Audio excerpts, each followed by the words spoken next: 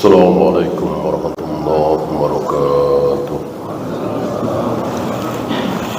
Innal hamdalillah nahmaduhu wa nasta'inuhu wa nastaghfiruh wa na'udzu billahi min shururi anfusina wa min sayyiati a'malina. Man yahdihillahu fala mudilla lahu wa man yudlil fala hadiya lahu. Asyhadu an la ilaha illallah wahdahu la syarika lah wa asyhadu anna Muhammadan abduhu wa rasuluhu wa ba'd. Terakhir tentang ancaman sesat dan menyesatkan bagi orang yang keluar dari jamaah. Maka wajib kita terus berada dalam jamaah itu. Kalau kita keluar dari jamaah itu walaupun sejengkal, istilah kita mungkin 5 cm, 10 cm keluar dari jamaah, terancam sesat. Sesat belum tentu kafir, kafir pasti sesat. Sesat belum tentu kafir. Maka kalau dikatakan aliran sesat, apakah otomatis kafir? Tidak. Kalau kafir pasti sesat. Ya. Semua agama kafir sesat. Aliran sesat dalam Islam 72 jumlahnya belum kafir. Karena dikatakan oleh Nabi alaihi salatu wassalam, sataftariku ummati, umatku kelak akan pecah menjadi 73 ya, yang satu kan beliau dan para sahabat, dan kita semua kalau mengikuti Rasul dan para sahabat. Nah, yang 72 ini sesat. Kafir tidak. Artinya walaupun terancam masuk neraka, tapi tidak kekal. Yang kafir kan kekal di neraka. Buddha, Hindu, Konghucu, Yahudi, Nasrani, semuanya kekal di neraka selama-lamanya. Nah, agar kita tidak sesat, satu-satunya jalan adalah terus kita berada di dalam jamaah itu. Nah, tentu pertanyaan besar, jamaah siapa itu? Ya. Karena jamaah kan banyak. Bahkan hari ini ada firqah yang menamakan dirinya jamaah. Ada Jamaatul Muslimin, ada Jamaatul Tauhid, ada Islam Jamaah. Ya. Yang mana? Nah, semuanya tidak. Semuanya tidak. Karena jamaah yang dimaksud di sini adalah jamaah yang merupakan kumpulan orang-orang dan mereka semua dijamin masuk surga. Tidak ada satupun dari mereka yang masuk neraka. Mereka semua pasti masuk surga dengan jaminan langsung dari Allah berupa wahyu. Ya, saya kira bukan 1-2 ayat hadis yang menyatakan mereka pasti masuk surga. Radhiyallahu anhum wa radu'an wa adalahum jannah. Allah ridho kepada mereka, mereka ridho kepada Allah, dan Allah jamin mereka semua masuk surga. Tidak punya dosa? Punya. Ada yang besar. Mengkhianati Nabi kan besar sekali dosanya, ya. Hatib bin Abi Balto'ah. Zina kan besar sekali dosanya. Ma'iz. Membohongi Nabi sallallahu alaihi wasallam, 2 wanita membohongi Nabi sallallahu alaihi wasallam, dua-duanya istri Nabi sallallahu alaihi wasallam. Kan dosa besar. Kok masuk surga? Karena sudah diampuni. Dan ampunan, pengumuman bahwa Allah mengampuni mereka adalah pengumuman secara wahyu. Ya. Oleh karena itu, ketika Umar minta izin kepada Nabi untuk memenggal leher Hatib bin Abi Balta'ah itu karena membocorkan rahasia Nabi, mengkhianati Nabi, bahwa Nabi akan mengirim pasukan ke Makkah, Nabi melarang. Ya, walaupun berkhianat, dosa besar, Nabi melarang dengan mengatakan dia ahlul badar. Itu berkhianat yang luar biasa, dosa yang sangat besar. Ya, diampuni oleh Allah Rabbul Alamin. Ada jaminan ampun untuk Imam Syafi'i, ada jaminan surga untuk Imam Bukhari, ada jaminan bahwa Allah meridhoi Imam Hambali, Imam Hanafi, ya Yahya bin Ma'in, Ali bin Madini, Abdullah bin Mubarak. Tidak ada. Tidak ada. Satu-satunya yang dijamin ampun, dijamin ridha, dijamin surga hanya mereka ini, kelompok jamaah itu, yang kita tidak boleh keluar dari mereka. Maksudnya kita harus mencontoh mereka dari mulai wudu, tayamum, azan, qomat, puasa, rukuk, sujud, tawaf, sa'i, semuanya. Beda dari mereka, jelas salah. Untuk ibadah mahdoh, ya. Kapan mereka ini tahu ya? Mereka yang saya maksud jamaah ini tahu ya? Siapa? Ya siapa lagi kalau bukan sahabat? Ya. Para sahabat tanggal 11, 12, 13 Dzulhijjah melempar jumrah sebelum duhur apa setelah duhur? Sebelum duhur apa setelah duhur? Setelah duhur. Lalu Imam Syafi'i misalnya, atau Imam Hambali misalnya, atau Yahya bin Ma'in, Ali bin Madini, Yahya Al-Qattan, Syahalbani melempar jumrah sebelum duhur. Ya, salah apa tidak? Pasti salah. Pasti salah. Berbeda dengan para sahabat, dan itu ibadah mahdoh, pasti salah, jangan ragu. Ya, lah kan Imam Syafi'i masuk salah, Imam Hambali, Imam Bukhari, Imam Muslim masuk salah. Ya. Kalau kita disuruh pilih siapa yang lebih mulia, mereka ini apa para sahabat? Udah jelas dijamin ridho, dijamin ampun, dijamin surga.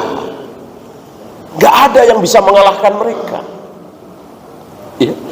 Maka ucapan siapapun buang sejauh-jauhnya kalau berbeda dengan kesepakatan para sahabat. Ya. Inilah Islam, inilah sunnah. Bukan seperti sebagian kita, oh menurut madhab Syafi'i begini, madhab Hambali begini, madhab Hanafi begini. Ya. Kenapa enggak madhab para sahabat bagaimana? Rasul dan para sahabat seperti apa? Begitu, selesai. Kalau antum mengatakan ini pendapat Imam Syafi'i, selesai? Enggak selesai. Artinya kalau Imam Syafi'i berbeda dengan Imam Bukhari, gimana? Bingung kita. Dua-duanya ulama, dua-duanya berilmu. Masuk kebenaran jadi banyak. Famadza ba'dal haqqi illa dalal. Di luar yang hak pasti sesat. Jadi kebenaran itu ada berapa? Ada satu.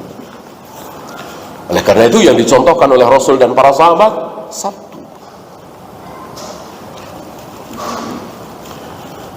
Nah, saya bacakan.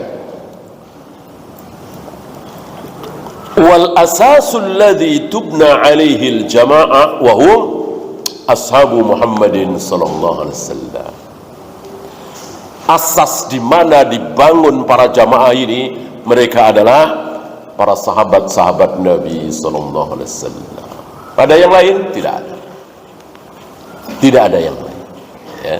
Maka muncul kaidah yang sangat besar disepakati oleh para imam. Lau kana khairan lasabaquna ilaihi. Kalau itu benar, hak, baik, diridhoi oleh Allah, dapat pahala, pasti pasti sudah dilakukan oleh para sahabat. Ibadah matoh ya. Antum jangan bilang kalau naik haji pakai pesawat itu baik, pasti sudah dilakukan oleh para sahabat. Nggak paham. Ibadah mahdoh itu tawafnya, sa'inya, melempar jumrahnya, bermalam di Musdalifahnya, di Minanya, bukan berangkatnya naik apa. Itu urusan teknis, tidak harus mencontoh Rasul dan para sahabat ya. Yang harus mencontoh Rasul dan para sahabat salat, tawaf, sa'i, wudu, tayamum, adzan, qomat, dan seterusnya ya. Maka jika sholat 2 rakaat di Gua Hira itu baik, tentu sudah dilakukan oleh para sahabat. Nggak ada satupun sholat 2 rakaat di Gua Hira, di Gua Thur, di rumahnya Nabi SAW. Nggak ada ya. Apa saudara-saudara kita ini lebih pintar dari para sahabat, lebih benar dari para sahabat? Tidak mungkin. Kalau umroh berkali-kali, 5 hari, 6 hari di Mekah, umroh berkali-kali, itu benar, baik, tentu para sahabat yang pertama kali melakukan. Nggak ada riwayat Rasul dan para sahabat umroh berkali-kali. Umroh kan 3 jam, 4 jam selesai. Cuman tawaf, sa'i, menggunting rambut. Tawaf, sa'i, menggunting rambut. Kan sebentar. Sehari bisa, mungkin bisa 2 kali.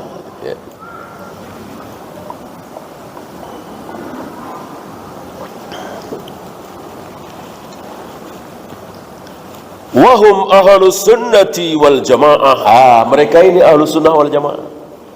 Jadi kalau pengen tahu ahlus sunnah wal jamaah itu siapa, mereka para sahabat, bukan si A, bukan si B, bukan si C, bukan klaim pengakuan dari sekelompok orang. Mentang-mentang organisasinya, yayasannya disebut ahlus sunnah wal jamaah, berarti mereka adalah ahlus sunnah wal jamaah. Tidak. Ahlus sunnah wal jamaah adalah para sahabat. Ada yang lain? Nggak ada, kecuali mengikuti para sahabat. Kita yakin seyakin-yakinnya Imam Syafi'i, Imam Bukhari, Imam Muslim, Imam Hambali, semangat mereka sama, mengikuti para sahabat. Oleh karena itu, ketika mereka melakukan sebuah kesalahan, langsung diingatkan oleh saudaranya, bahkan oleh muridnya. Nggak ada para sahabat seperti itu, langsung rujuk. Nah, mestinya kita semangatnya seperti mereka ya. Jangan seperti saudara-saudara kita nggak mau tahu, ya biarin aja para sahabat nggak merayakan maulid, orang maulid ini baik, berarti kan nggak menghargai para sahabat. Biarin aja sahabat selesai baca Al-Quran nggak pernah baca Shadaqallahul Adzim, orang baik ini boleh kita ini nggak menghargai para sahabat. Gimana dibilang ahlus sunnah wal jamaah ya? Para sahabat nggak ada yang mentahlilkan orang mati, ibunya, ayahnya, neneknya yang meninggal tidak pernah ditahlilkan oleh para sahabat. 3 harinya, 7 harinya, 40, biarin aja. Orang saya baik, menurut saya baik gitu. Berarti ini tidak menghormati para sahabat ya.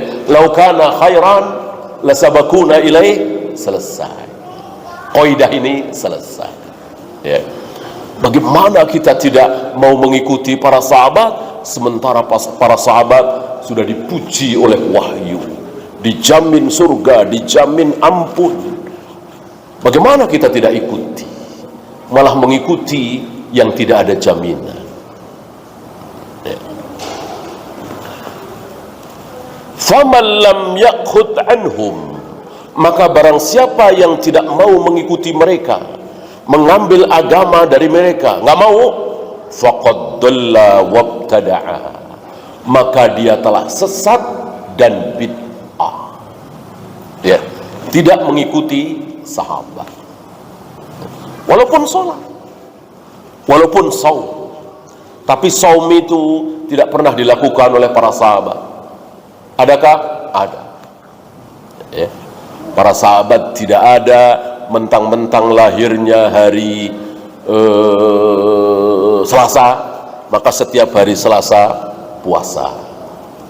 Ada sahabat yang lahirnya hari Jumat, maka setiap Jumat puasa. Nggak ada. Seluruh sahabat puasa, bagi yang mau ya, itu di hari kelahiran Rasulullah SAW. Apa? Senin, Kamis. Yang mau pekanan, gitu. Yang mau bulanan 13, 14, 15, gitu. Yang maunya tahunan, sunat ini ya, bukan Ramadan. Yang maunya tahunan 6 hari di bulan Syawal. Ya. Kan semuanya apa? Dikalikan 10. Akhirnya ketemu tiap hari puasa. Gitu. Sebulan puasa 3 hari. 3 kali 10? 30. Berarti sebulan dia puasa 30 hari. Padahal cuma 3 hari. Gitu. Berat, ya udah 6 hari di bulan Syawal. Ya. 6 kali 10 60. Sebelum 6 hari di bulan Syawal puasa apa? Ramadan 30 kali 10 300. Jadi 300 tambah 60 360. Jadi dalam setahun itu dia puasa 360 hari. Berarti setiap hari berpuasa. Luar biasa rahmat Allah. Tidak bisa begini, tidak bisa begini. Yang kuat silahkan, bagi yang mau. Yang kuat tapi nggak mau, nggak apa-apa, nggak dosa. Ya. Yang kuat, yang terbaik puasa Nabi Daud. Sehari puasa, sehari tidak. Sehari puasa, sehari tidak. Ini sunnah. Ini ahlus sunnah wal jamaah.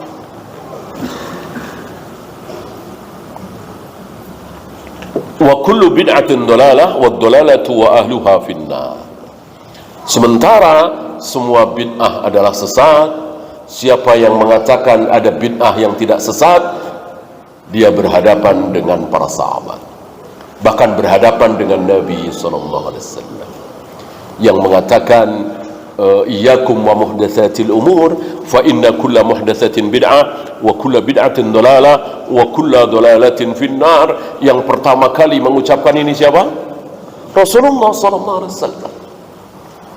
Seolah saudara kita menyembunyikan yang ustadz ya, yang kiai, yang ulama menyembunyikan sabda Nabi. Padahal sabda Nabi ini dibaca kapan? Sabda Nabi ini dibaca oleh beliau kapan? Setiap kali memulai ceramah, setiap kali memulai khutbah. Apa khutbah Jumat, khutbah Id, beliau tidak pernah ketinggalan, atau hampir tidak pernah ketinggalan mengucapkan kalimat itu. Iyyakum wa muhdatsatil umur fa inna kulla muhdatsatin bid'ah wa kulla bid'atin dalalah wa kulla dalalatin finnar. Hati-hati kalian terhadap perkara ibadah yang tidak aku contohkan. Karena semua ibadah yang tidak aku contohkan adalah bid'ah, semua bid'ah adalah sesat, semua yang sesat tempatnya di neraka. Sekali lagi, jangan berani berhadapan dengan Nabi SAW. Maka ikuti beliau. Beliau mengatakan semua bid'ah sesat, ya sudah, katakan saja semua bid'ah sesat. Dan bid'ah itu hanya ada di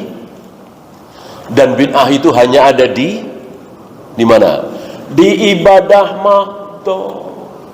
Di ibadah mahdo, tayamum, wudu, adzan, qomat, tawaf, sa'i, ruku, sujud. Tidak ada di ibadah ghairu mahdo. Sodako, nikah, cari nafkah, itu ibadah kan? Tapi ini ghairu mahdo, beda jauh dengan cara Nabi. Nggak masalah. Yang masalah itu yang ibadah mahdo. Ada yang berani adzan hayya 'ala sholahnya 3 kali? Nah, ya kan? Ya kan? Kalau dia mengatakan semua bid'ah itu tidak sesat, mestinya dia berani. Kan 3 kali lebih baik dari 2 kali. Ya kan? Berani sebelum sholat Id azan dulu, qomat dulu. Padahal baik. Untuk menyeru orang-orang sambil menunggu ya azan, habis itu qomat. Kita nggak berani. Kenapa? Karena tidak pernah dicontohkan oleh Rasul dan para sahabat. Ya kan? Nah, begitu juga maulid. Begitu pula usolli. Ya, begitu pula sadaqallahul adzim setelah baca Al-Qur'an, sama dengan hayya 'ala sholat 3 kali. Cuman yang ini banyak yang melakukan, yang ini enggak. Intinya sama, ibadah mahdhah, tidak ada contoh dari Rasul dan para sahabat. Ya.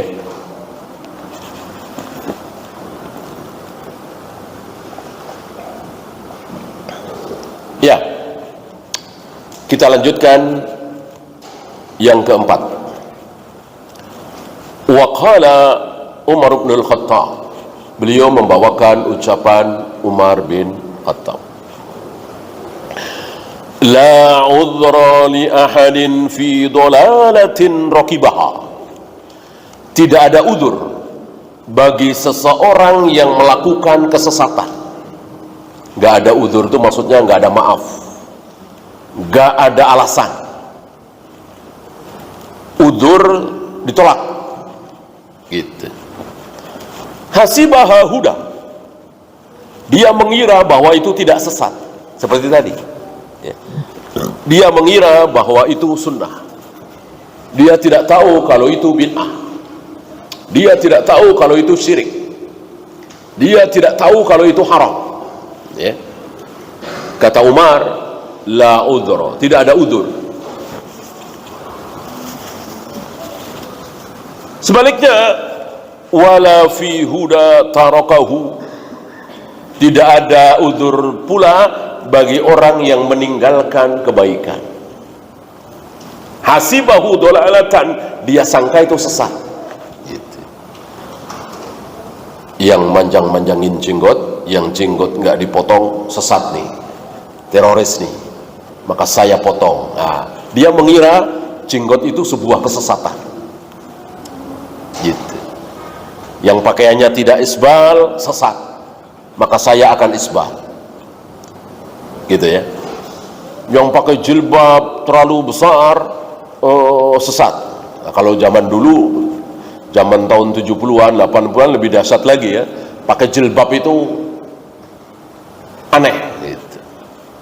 Ekstrim. Ya, ada yang bilang aliran sesat gitu. Ahlussunnah wal Jamaah ya kerudung aja lah. Ditaruh di atas kepala. Sebagian rambutnya bahkan lehernya terlihat. Ya kerudung, antum tahu ya. Tahun 70-an, tahun 80-an, ibu-ibu kita pakai kerudung, bahkan ustazah-ustazah.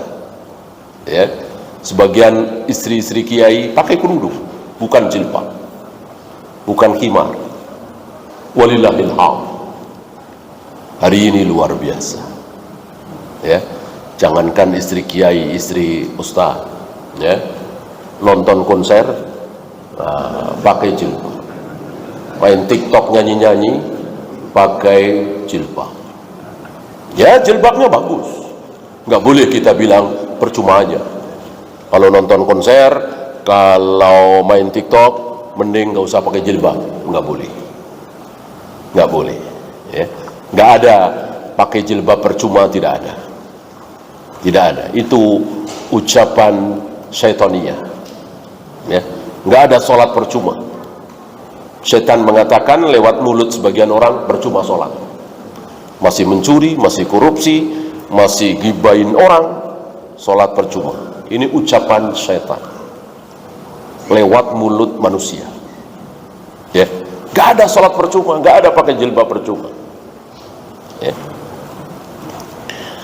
Bahwa dia salah, iya. Kesalahannya yang dikritik. Kesalahannya yang di stop, bukan jilbabnya, bukan sholatnya, bukan hajinya. Bukan umrohnya percuma, 3 bulan sekali umroh, tapi kelakuannya ya korupsi, ya pembohong, ya tidak amanah. Tidak boleh, nggak ada umroh haji percuma, tidak ada.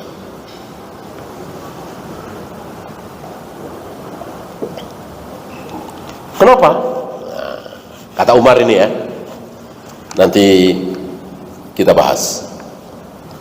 Jadi menurut Umar gak ada uzur.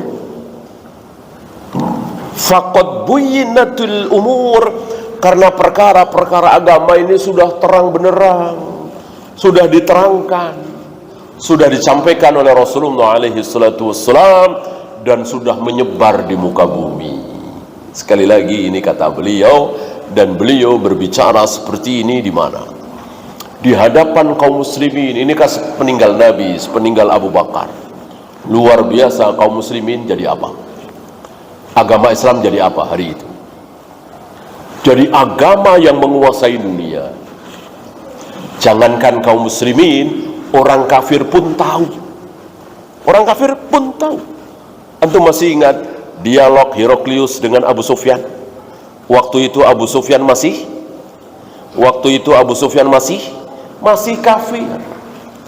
kafir, bahkan musuh besar Nabi SAW.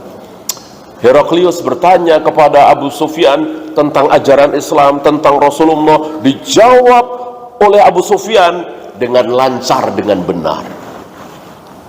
Ya. Hari itu jangankan kaum muslimin, orang-orang kafir pun tahu tentang ajaran Islam.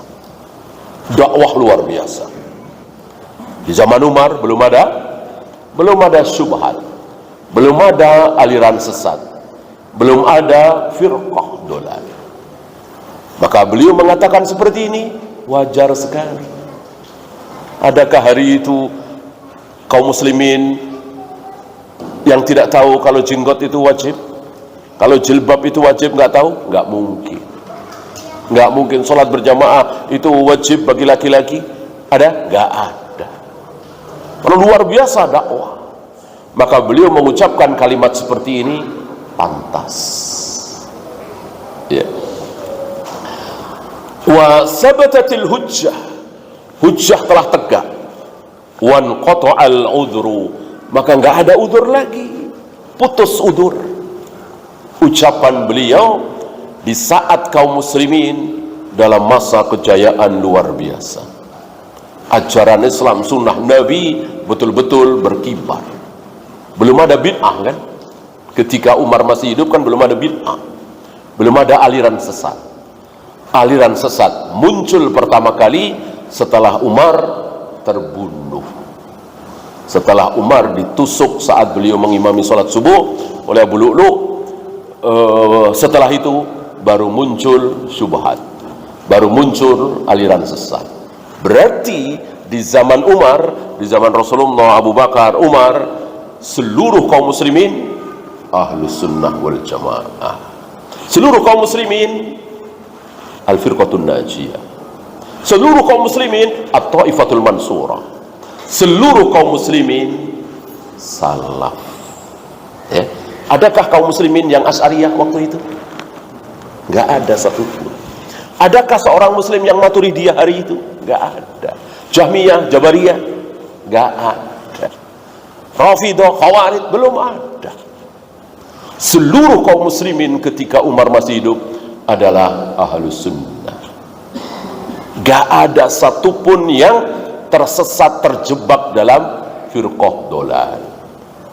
Ini makna sabda Nabi alaihi salatu wassalam yang dimasyhurkan oleh Abu Dzar.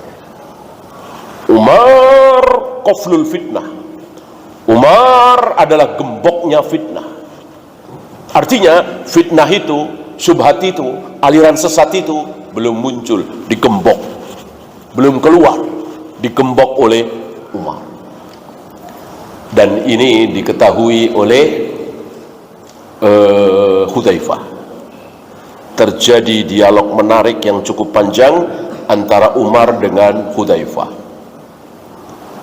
berbicara tentang gembok fitnah itu, pintu fitnah itu tertutup oleh Umar. Umar bertanya kepada Hudzaifah.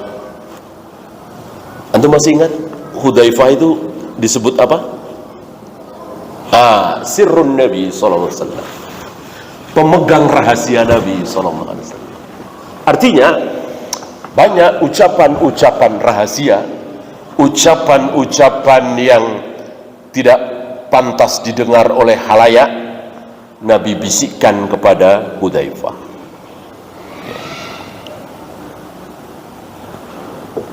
Apakah ini berarti ada ilmu khusus dalam Islam? Tidak, bukan ilmu khusus, tetapi sebuah ilmu yang lebih baik orang awam gak usah tahu, karena gak usah dikasih tahu akhirnya juga tahu.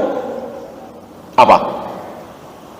Umar akan mati terbunuh, Utsman akan mati terbunuh, tahun 60 akan terjadi fitnah, nanti akan begini, akan.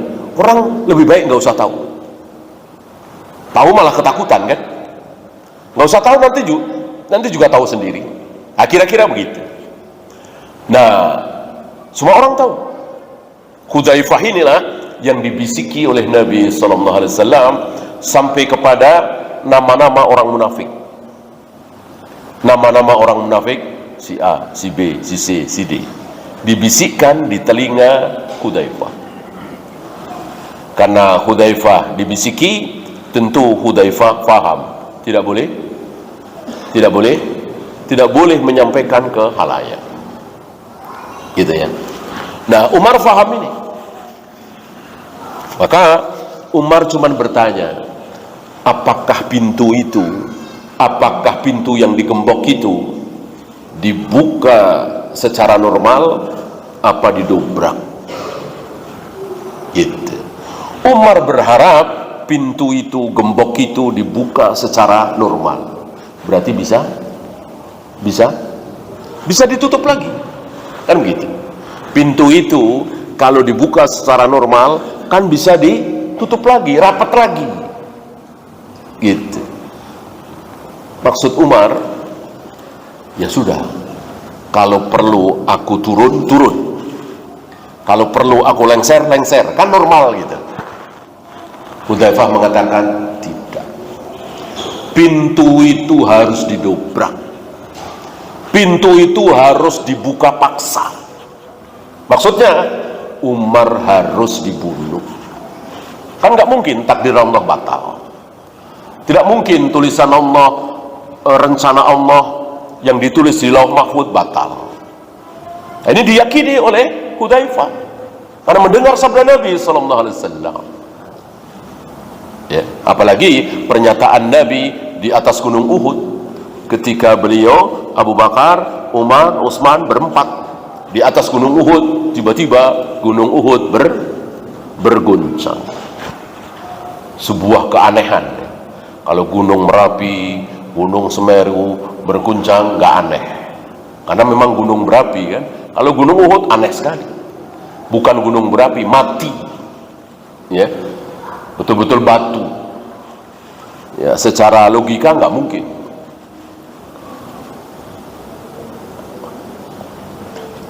Lalu Nabi mengatakan, usbut ya Uhud, fa inna fawqakumul yawm, fawqakal yawm an-nabi was-siddiq wasyahidan. Diam engkau wahai Uhud, karena di atasmu sekarang ini sedang ada seorang nabi, sedang ada seorang siddiq, dan ada dua orang syahid. Ada dua orang syahid. Sepertinya beliau berdua inilah masih hidup sudah dibilang syahid. Biasanya syahid itu kan kalau sudah mati, sudah nyata-nyata gugur di medan perang, perang Badar misalnya, perang Uhud misalnya, lalu dinyatakan syahid oleh Nabi, bukan oleh sahabat. Sahabat nggak boleh. Sahabat tidak boleh mengatakan Hamzah syahid, si A syahid, si B syahid karena gugur dalam perang Badar, nggak boleh.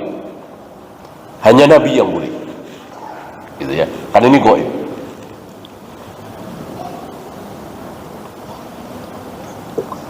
Sama dengan orang yang sedang sujud lalu meninggal. kita katakan dia pasti masuk surga. Bolehkah? Bolehkah? Tidak boleh. Ini rajman bil ghaib, mengira-ngira hal yang gaib, tidak boleh. Yang boleh, mudah-mudahan beliau masuk surga, mudah-mudahan beliau husnul khatimah, sedang sujud meninggal. Memastikan tidak boleh. Adapun Nabi boleh. Nabi kan dapat wahyu. Wa ma yantiqu 'anil hawa in huwa illa wahyu yuha. Semua ucapan yang keluar dari mulut Muhammad, kata Allah, itu wahyu dariku. Ya. Yeah.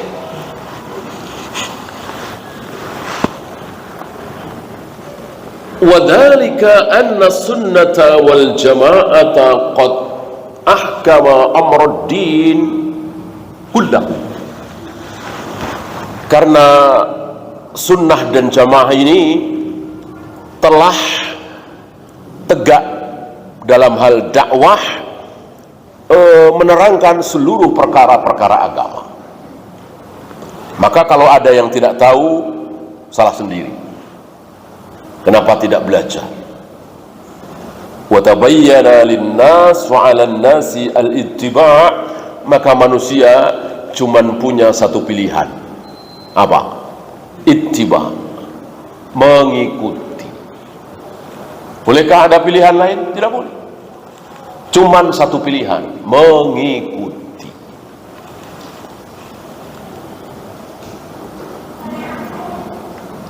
Bagi siapa? Tadi bagi orang-orang yang hidup di zaman Umar, mungkin Utsman, Ali. Bagaimana sekarang? Bagaimana sekarang? Ya. Dari dia lahir sampai usia 50 tahun, dia belum pernah dengar Allah itu siapa, Muhammad itu siapa, Al-Quran itu apa, Islam itu apa, dia belum pernah dengar. Mungkin hidup di kutub utara Antartika sana, bisa saja kan?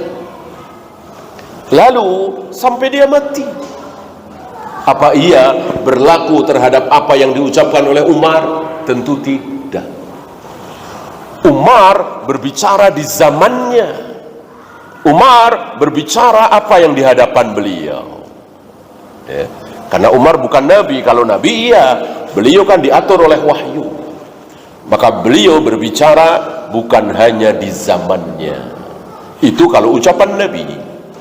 Maka tidak bisa kita katakan ucapan Nabi ini hanya cocok untuk orang Arab. Ucapan Nabi itu hanya cocok untuk tahun itu. Ucapan Nabi ini hanya cocok untuk orang-orang yang di zaman unta misalnya. Ini tidak boleh. Adapun ulama boleh, termasuk Umar. Ya. Ada muskil kalau ucapan Umar ini diperlakukan terhadap seluruh manusia, muskil sekali. Antum barangkali masih ingat, ini ada di Sahih Muslim, ada seorang laki-laki yang berpesan kepada anak-anaknya, dan laki-laki ini merasa sebagai laki-laki ahli maksiat. Banyak maksiat yang dilakukan. Lalu, tapi dia bermaksiat tidak diketahui oleh keluarganya, oleh anak-anaknya. Itulah perbedaan orang dulu dengan hari ini ya. Hari ini anak-anak tahu kemaksiatan ayahnya, kemaksiatan ibunya. Ya. Hari itu disembunyikan.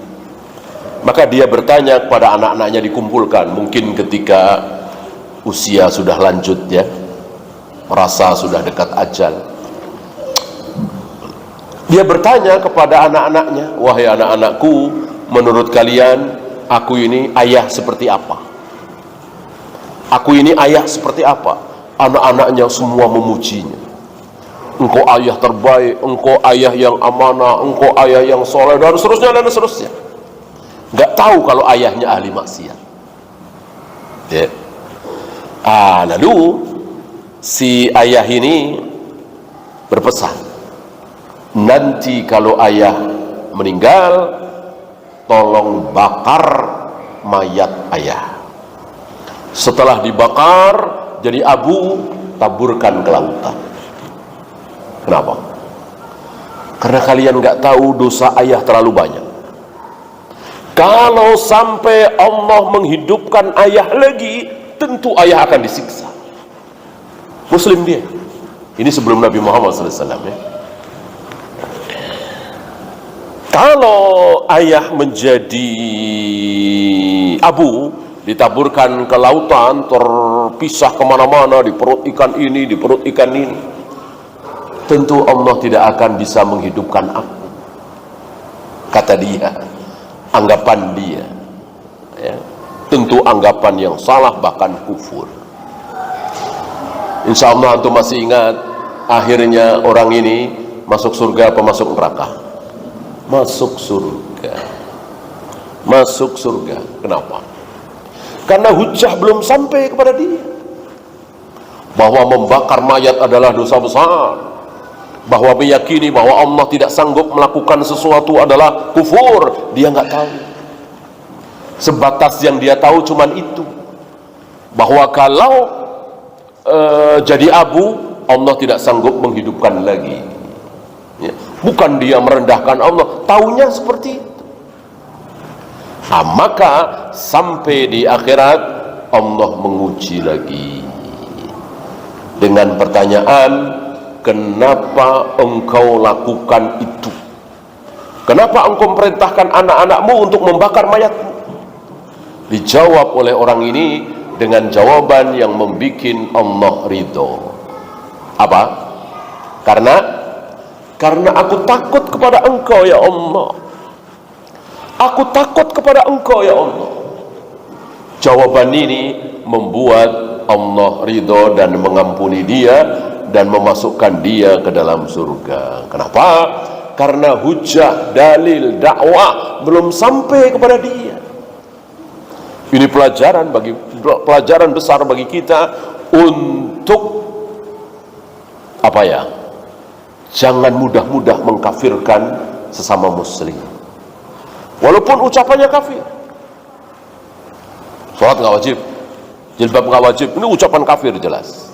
Tapi kita langsung tuding dia, bapak telah kafir, tidak boleh. Tidak boleh. Siapa tahu? Siapa tahu? Hujah belum datang, ya. Dan pengkafiran itu percuma kalau tidak dilakukan oleh pengkafiran itu. Mengkafirkan seseorang itu percuma kalau tidak dilakukan oleh penguasa. Maka biar penguasa yang mengkafirkan. Kalau penguasa yang mengkafirkan kan jelas urutannya. Masih ingat Khalid bin Abdullah terhadap Ja'ad bin Dirham yang tidak mau bertaubat dari mengatakan Allah tidak bersemayam di arsy, Allah tidak besar, Allah tidak kecil, ya, Allah tidak tinggi, Allah tidak rendah, Allah tidak luar biasa kufurnya. Nah, Khalid bin Abdullah, penguasa negeri Wasit waktu itu, memanggil Ja'ad bin Dirham, didakwai, para ulama datang di situ, terus adu hujah, sampaikan hujah. Si Ja'ad bin Dirham, saya tidak mau menarik ucapan saya. Bagi saya Allah tidak bersemayam di arsy, tidak besar, tidak kecil, tidak bunuh. Ayat-ayat, hadis-hadis ditolak tentang Allah. Ibrahim bukan Khalilullah. Allah tidak mengambil Ibrahim sebagai Khalil. Seluruh sifat-sifat Allah ditiadakan oleh Ja'ad bin Dirham, ya. Nah, karena tidak mau dan lebih memilih dibunuh daripada taubat, maka dibunuh dan tidak disolati dan tidak dikubur di pekuburan kaum muslimin, dan dinyatakan kepada seluruh kaum muslimin dia kafir. Itu kita bukan penguasa, kita cuman anak ngaji, ngapain ngafir-ngafirin? Walaupun ucapan yang keluar dari mulut dia jelas ucapan kufur atau perbuatan kafir, sujud di hadapan batu, sujud di hadapan pohon besar, ya sudah, serahkan kepada Allah. Ya, silakan azan dulu. Sallallahu ala Muhammadin sallallahu alaihi wasallam wa akhiru da'wana alhamdulillahi rabbil alamin.